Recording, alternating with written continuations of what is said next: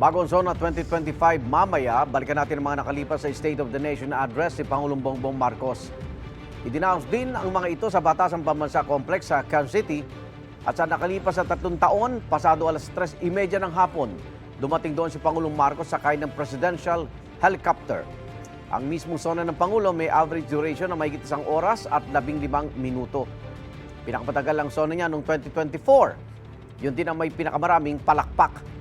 Matatandaang nakatanggap noon ng standing ovation si Pangulong Bongbong Marcos, partikular nang i-anunsyo niya ang pagban sa Philippine Offshore Gaming Operators o mga POGO sa bansa. Ilan naman sa mga isyu na paulit-ulit na tinalaki ng Pangulo sa kanyang zona ang mga isyu sa ekonomiya, agrikultura, kalusugan, edukasyon at sa West Philippine Sea. Igan, mauna ka sa mga balita, mag-subscribe na sa GMA Integrated News sa YouTube para sa iba't ibang ulat sa ating bansa.